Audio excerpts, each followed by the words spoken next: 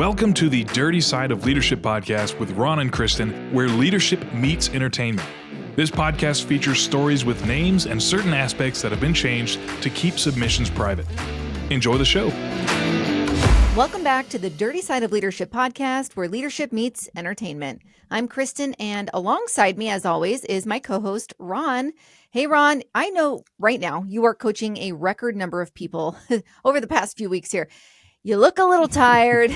How's it going today? I got a face for radio podcast, today. No, Kristen, I'm very blessed, but this came through a live training. It's a contract. So you do live training, you follow up with executive coaching. And I've been vulnerable on here and said I'm not that organized. So it has challenged my organizational skills to keep people, they want to reschedule. That's where everything gets thrown off. But I'm coaching over 20 people 3 times a week, and it's been crazy. So I'm really tired, folks, but I'm excited to be doing this episode, but who knows what I might say. Oh my goodness. Well, yeah, that's like a fun part of it. We just don't know. And if you nod off, I'll let you know. Okay. And I don't know. How's your back, Kristen? Oh my gosh. It's better than it was the last time we recorded, but still not. You know, it was the first time I really felt like I was in my 40s. So it's embarrassing. Yeah, poor you. At least it's the first time I've hurt my back, right? It's not like an ongoing situation.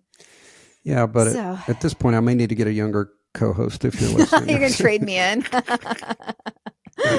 Oh, wow. Hey, men do it all the time, right? So that's true. Kristen, I'm excited because we're going to be talking about a topic that we've all witnessed. It leaves us scratching our heads. We've seen it over and over and over, and we're going to call it failing up. And we're going to explain that to you. Yeah, I know it's an interesting phenomenon because it's like failing up. I didn't see it a lot at the bank, or maybe it was happening before my eyes and I didn't necessarily realize it, but it's real. And it's something that drives many of us absolutely crazy. So how does someone go from failure to failure and still land promotions? The more I talk to people, I've talked to my mom about it. I talked to one of my girlfriends about it, and they're like, oh yeah, I see it all the time.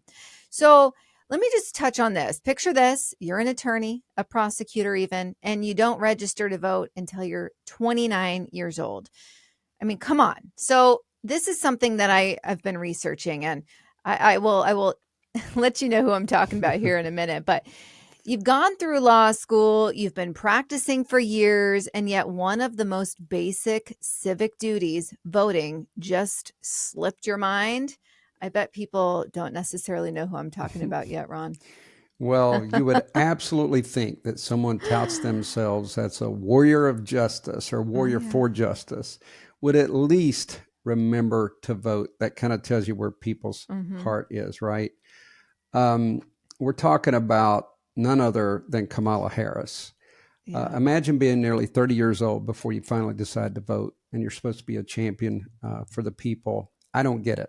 I don't either. Is it, so you said Kamala, is it Kamala or Kamala? Kamala. Right? That is the question. She said it both ways though. So the way that you just said it, she's also said it that way. So we're probably both right, but exactly. It makes no sense. If you're an activist, especially someone who claims to care about the future of children and marginalized groups, wouldn't registering to vote be top of mind when you turned 18? I don't know about you, Ron, but I remember being 17 and my ex-boyfriend's parents, my little high school boyfriend, they were going to go vote and they brought us with them so we could see the polling area, right? We couldn't go in, but I remember being so excited at 17 years old and I couldn't wait to vote, right? And so I just think about that, and that's really what you want in somebody that's representing we the people. And this is just the beginning of the failing up story. Let's rewind to the bit back to the year of 2000. Kamala is asked by Willie Brown, I won't go into that whole story, but to take a break from her role as prosecutor and volunteer on a campaign for Amos Brown. And here's the kicker. She wasn't just the volunteer. She was paid for her work. And I know, Ron, I shared with you why that matters. Yeah, and right. And also in San Francisco, back when San Francisco was actually a beautiful city, if you're a political consultant making over $1,000, you are required to register. That's $1,000 a month. But did she? Yeah. Nope. It was flat out illegal. And yet she got called out for it. Nothing happened. It was like, oops, sorry. And she moved on. No consequences. That's when the failing trend began for her. And we're going to literally count these. You're going to see there's multiple numbers. Yeah, absolutely. I know. I believe from what I researched, she had made over 10,000. So, 10 times the amount that you needed to register for, right? So, and it doesn't stop there, as Ron said. So let's go to 2003. She's running for district attorney in San Francisco, and all the candidates in the race, they sign an agreement to cap their spending at $211,000. And it's pretty standard stuff. So it keeps the playing field fair, right? And you get like a little gold star in that world. So Kamala signed it, and she wasn't playing by the rules, though. So she ended up raising and spending $600,000, so 3 times what she agreed to, and that's wow. I have no words. And by the way, one. I realized I misspoke that if you're on a campaign, you can only make $1,000 total. So I total, said a right? month, so right. I caught that. Yeah. And let's not forget another huge ethical breach during her time as DA. Kamala was responsible. Kamala, am I saying it right? For regulating landlords, particularly slumlords in San Francisco. Yet she took tens of thousands of dollars from them for her campaign. Yeah. These were the very people she was supposed to oversee and regulate. Now, in my world, that is a huge conflict of interest. Oh, yeah. I can't even imagine. And like San Francisco is like the king of the Roach hotels, right? It's like, or the Roach motels, I guess it is. Lot of public assistance housing.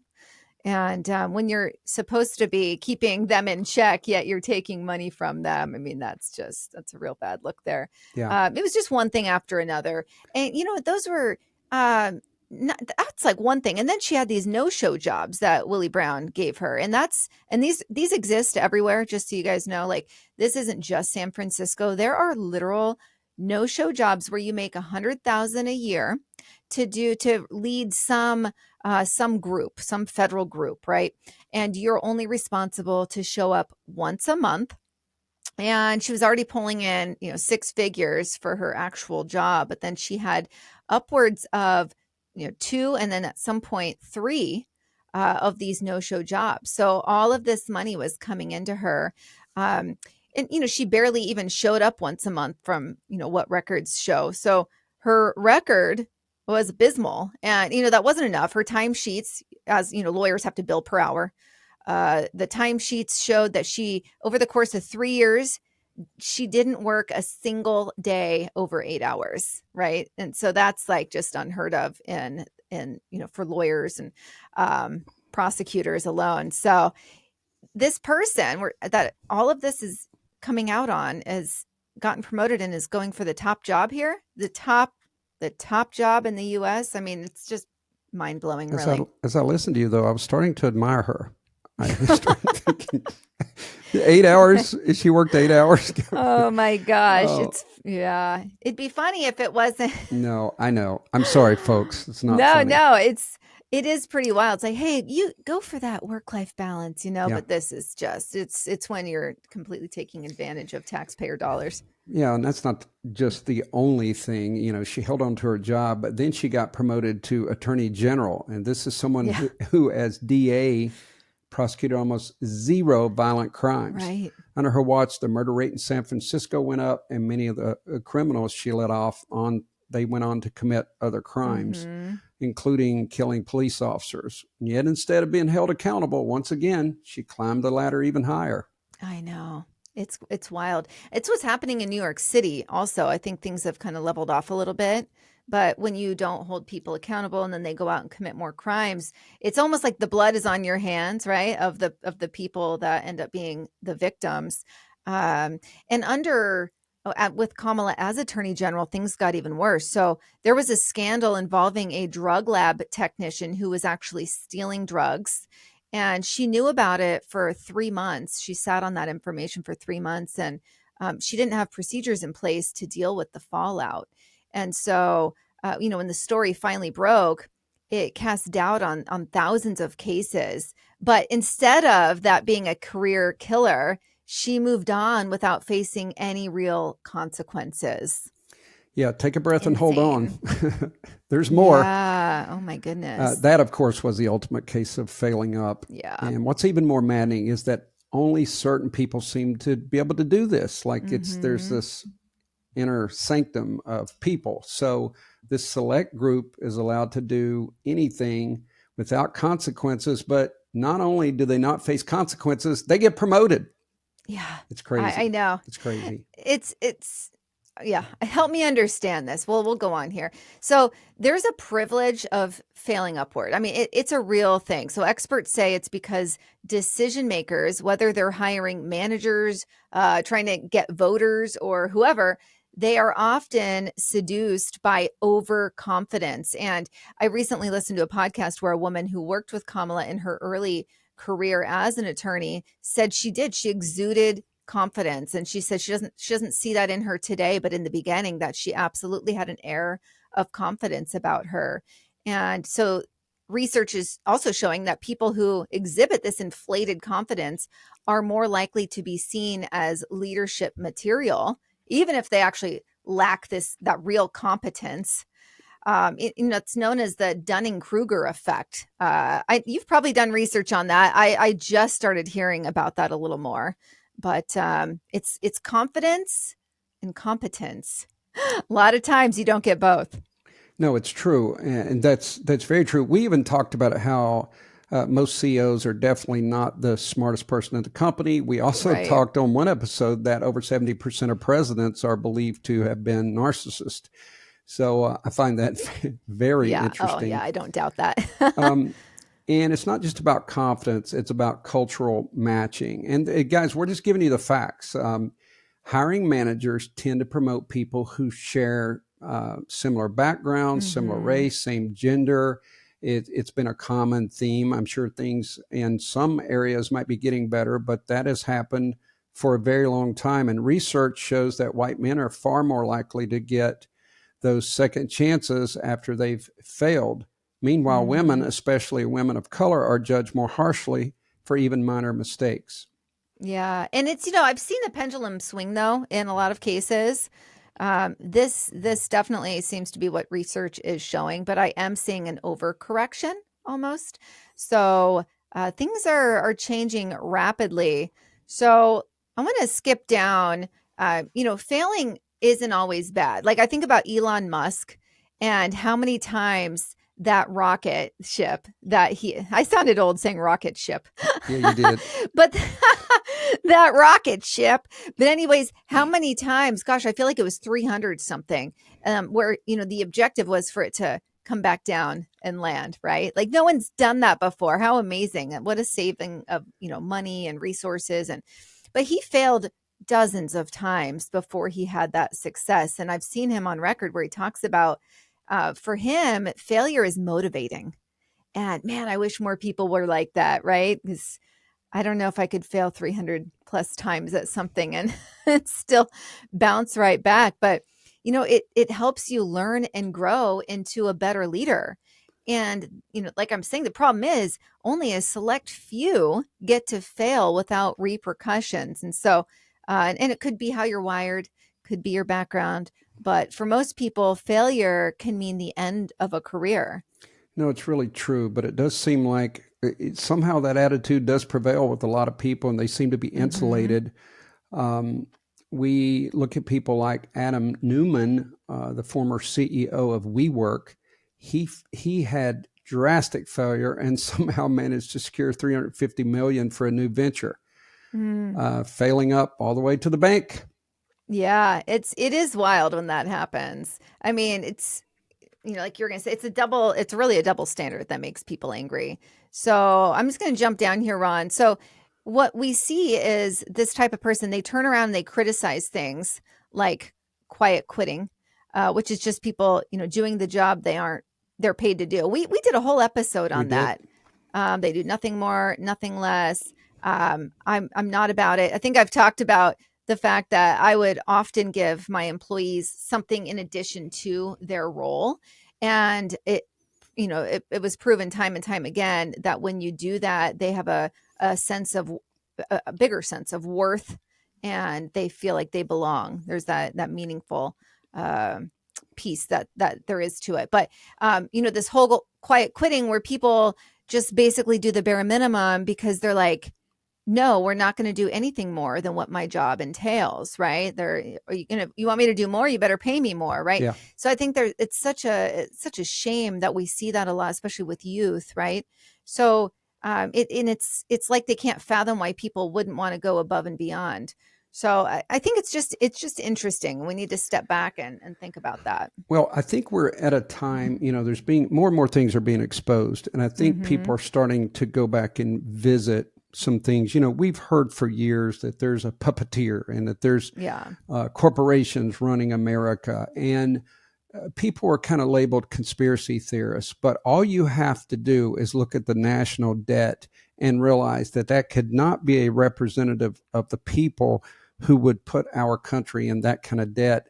Right. And by the way, it would be different if it was going back to the people, but it's not. It's going all over the world to our enemies and so forth. Yeah. So that in of itself tells us that we, the people, are going to have to stand up and shine the light on these things, but also speak at the voting booth and let people from local politicians all the way up know that if you go and you just waste the money and throw in a few talking points in your commercials, that's not going to float anymore. But there is a power structure, a tight-knit group. I can't sit here and tell you I know exactly who that is, because I do think they're different factions, but I think they're like-minded. And I think they protect each other. I think they congratulate each other. And it's gone on for so many years. Yeah. It's like a machine. It is. This interview I watched with the gal that worked with Kamala in the beginning, she was talking about how the California had this very strong political machine, and they'd basically select, you're going to be this, and here's how we're going to get you there, right? It was just a machine, and you didn't go against the machine. So maybe Rage Against the Machine was onto something, right? I don't know where they stand today, and that's the real problem. So this protecting each other until we create workspaces where everyone is allowed to fail, learn, and grow without this fear of retaliation, we're going to keep seeing this pattern of failing upwards. Yeah. And I got to tell you, Kristen, I saw it at the government. It's confidence, but some of it is literally bullying. But I will say this, and you're not going to hear this on another podcast. I can speak firsthand to it. I saw people in the federal government, particularly Homeland Security, who would cause a problem. A complaint would get filed against them, a very legitimate complaint. And the repercussions were, you're going to keep your GS-15, which is about 140 to 160 grand a year, but we're going to put you in an office hidden away, give you some ancillary responsibilities that mean absolutely nothing, and you might actually work a couple hours a day, if that. I saw that happen multiple times. Then I talked with someone that they did not want to eliminate his position, because if you eliminate a position, everybody knows in the government, you're always trying to get more positions, never less. So if you lose it, if you don't use it, you lose it, as they say. So I talked. That reminds me of the movie, The 40-Year-Old Virgin. Yeah. I talked to this person, and I said, so what are you doing? Because he was at a different office, and I ran into him. We knew each other from previous stuff. And I said, what are you doing? He goes, he looks around, he goes, nothing. And I go, I said, no, what do you do down there? He was at a different campus. He said, I don't do anything. He said, oh my I come in. He said, he has a snack. Then he said, at 9, I do CrossFit with this group. And he said, then I go to lunch, find somebody to go to lunch with. Then I come back in the afternoon. He said, I've been playing some basketball. He said, but I'll tell you one thing, I'm not doing any work, but I'm in darn good shape. I said, well, I'm really happy for you. That is insane. Wait, so was this guy not someone that people liked working with? No, not at all. This was during a transition. An agency's moving, and I'm not going to be too detailed. But I see what you're saying. So during that transition, which took a year, Oh my They just gosh. held on to his position, but he had no responsibility. I see. Oh my goodness. That's wild. I didn't catch that in the beginning. I'm sorry. But oh wow. Yeah, that's just tax dollars being flushed down the toilet. He probably had a bowel movement scheduled into that He probably 8-hour did. Now, day. he was a GS-12. He was about $100,000, but the others, the people that got in trouble, that's the ones that I couldn't believe it. They call it the corner office or Wow. or the vacant office. They move you wherever they can out of sight. Oh my goodness. Somebody told me, because I was doing a little recon on this topic, and at Nordstrom, somebody was not fun to work with, but somebody in corporate, one of the executives, liked them. And so they couldn't get fired, so they promoted them up out of their department. Okay, so I Kristen, think that happens a lot. there's a section in my book called Working for an Oh. Idiot.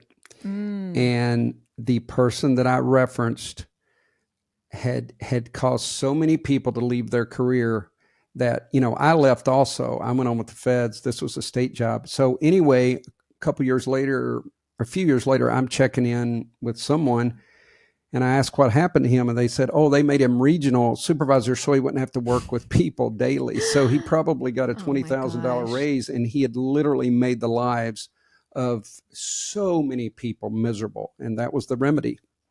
That is sick, right? Yeah. And it is hard because I've only worked in private sector my whole life, and I know public is totally different. And it's harder to get rid of people, right? But wow, that I just can't imagine that being a positive for anyone involved.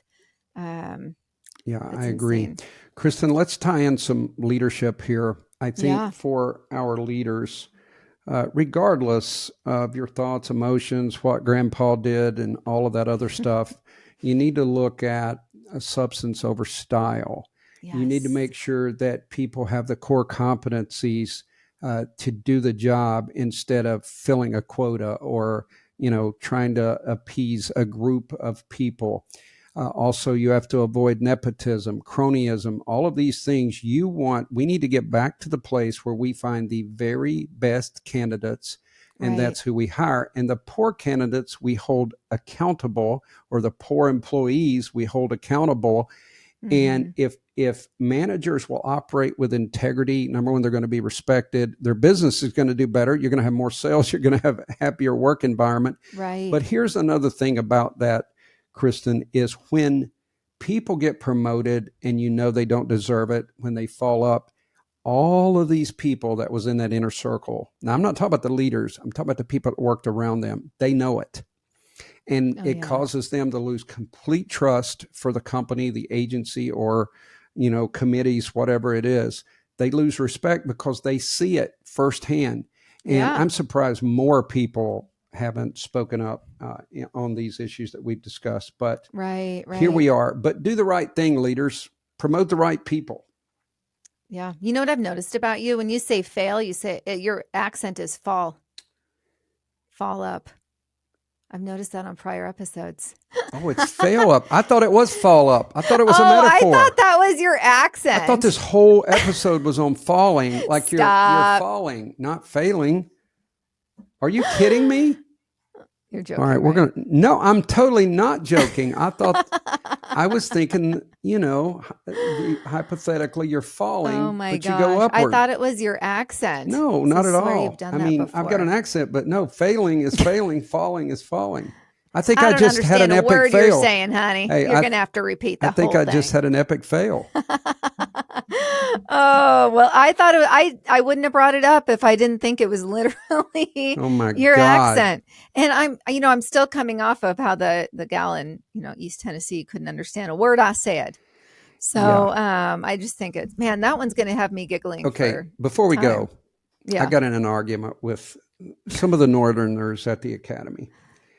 And I used to say someone got buried.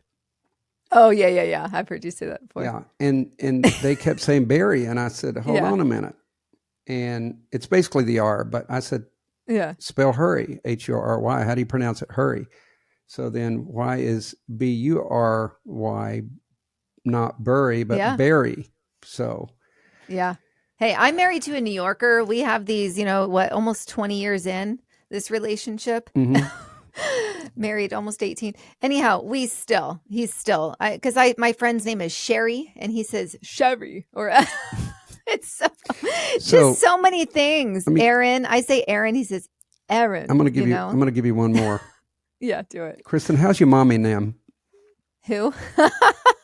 Mommy and them? I just asked you about your mother and your whole family in one sentence. I didn't even have to. That's amazing. It was one word, basically. How's your mommy name? Oh. All right, everybody. Wait. I've got one more for you. Do you know Joanne Joe? What? Joanne Joe. No. Are you supposed to say who's that? Joe Mama and Joe Daddy. Oh my God. Are you sure you're not on medication for your back? No, just the ibuprofen that you recommended, the 3-day ibuprofen. Let me tell you something, Kristen. If they knock you down, you fall back up, okay? Yeah. I'm doing better. All right, everybody. Be the leader you're meant to be. We'll see you next week. The Dirty Side of Leadership podcast is brought to you by Forward Operations. If you'd like to book Ron or Kristen for speaking events, training, or executive coaching, visit forwardoperations.com. Be the leader you're meant to be.